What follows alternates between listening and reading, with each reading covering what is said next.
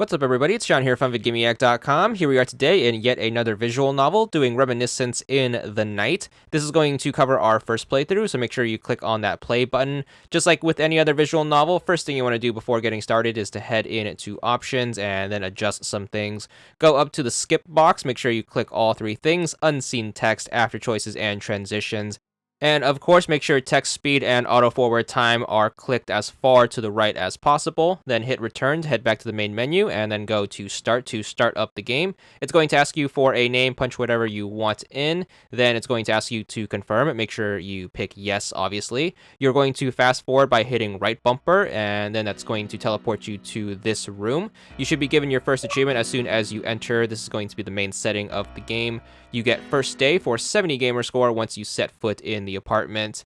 Now, the way this game is going to work is it's going to be a hybrid point and click and visual novel. So you're going to use the point and click to navigate, and then you're going to use the traditional visual novel choices in order to get through the dialogue parts. So just like our typical visual novel guides, we're going to have what choices you need to pick in the margins, but in addition to those highlighted in green, we're going to have where you need to click on in order to navigate through the point and click parts.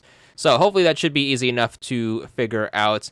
In addition to those two gameplay mechanics, there is going to be a little bit of saving and loading now and again. This first one is going to pop up pretty early, about towards the end of this first conversation with this girl on the computer. Just hit the start button, make sure you save, and then every time you make a save, make sure it's in a different slot. And of course, making sure you have these saves is going to save you a bunch of extra time and additional playthroughs. So make sure you make those saves when they do pop up. And of course, we will have those also labeled in the text guide. The game is going to be rather quick, although it is a little choice heavy, and that point and click is going to add another dimension to things, but it's nothing too impossible to figure out. So that's basically going to sum up how the game works, and hope you enjoy the guide.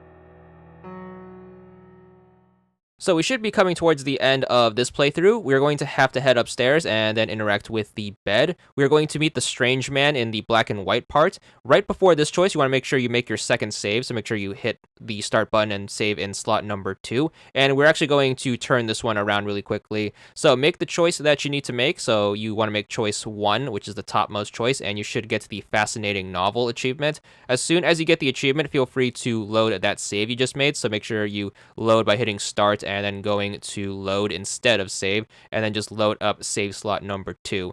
Since you don't really have to do much other than that one choice to get to the alternate achievement, just make sure you get it out of the way here so we can be done with it. And then we are going to finish up the rest of the game, head downstairs, make sure you interact with the phone, get the last couple of choices out of the way, and the game is going to end by you clicking on the door to leave the apartment. You should get the end credits, and then once you are back on the main menu, you should be good for the ending achievement, 70 gamer score for freedom. That's going to wrap it up for this part, but of course we have subsequent playthroughs to get through, so tune back soon for those. But that's all there is to it.